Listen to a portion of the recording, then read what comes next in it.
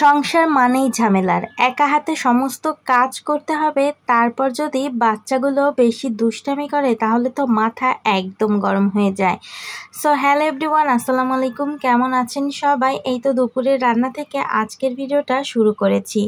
সকাল থেকে একদম মন মানসিকতা ভালো নেই, তারপর এই তো সোজা রান্না করতে চলে এসেছি। আজকে হচ্ছে ভুড়ি রান্না করব। তো প্রথমে ভুড়িটা ভাজি করতে বসিয়ে দিলাম। এখন মেয়েটার জন্য একটু তরকারি রান্না করছি।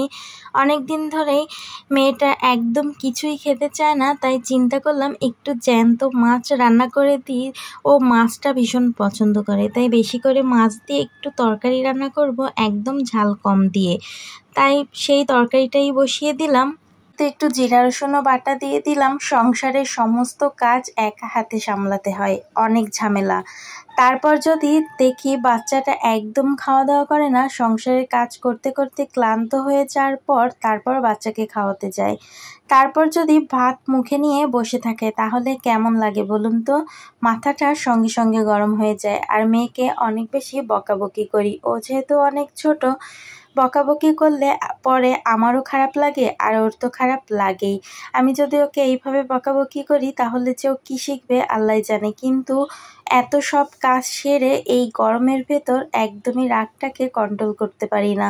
তো যাই হোক, কথা বলতে বলতে এই যে ভুড়ির তরকারিটাও বসিয়ে দিয়েছি। অন্যদিন পাটায় বেটে বসাই, আজকে যেহেতু সকাল থেকে মনটা একদমই ভালো না, এজন্য হচ্ছে একটু ব্লেন্ড করে নিয়েছি।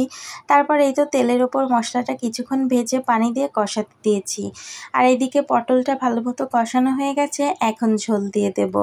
আর ঝোলের পানি দিয়ে কিছু সময় রান্না করব। তারপর যখন ঝোলটা ফুটে যাবে এর ভেতর মাছগুলো দিয়ে দেব।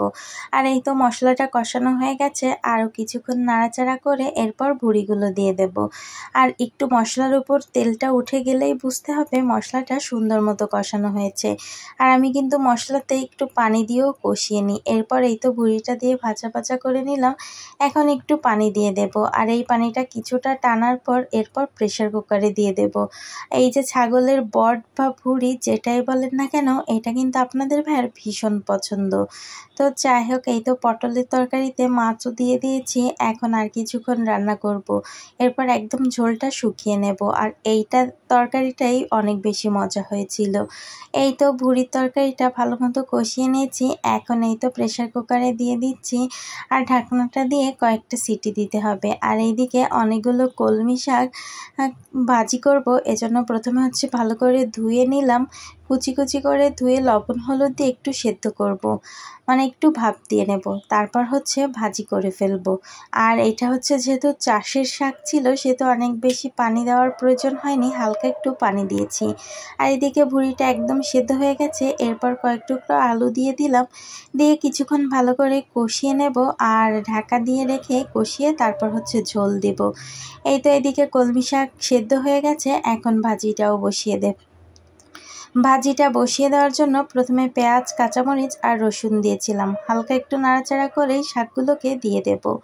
আর শাকগুলো দেওয়ার পর কিছুক্ষণ নাড়াচাড়া করব, একটু সবুজ সবুজ থাকতেই নামিয়ে ফেলবো। এদিকে এই তরকারিটা সুন্দর মতো কষিয়ে নিয়েছি, ভালো মতো ভাজা ভাজা করে এখন ঝোল দিয়ে দেব। যাই হোক, ফাইনালি ভুড়ি রান্না করতে কিন্তু অনেকটা সময় লাগে।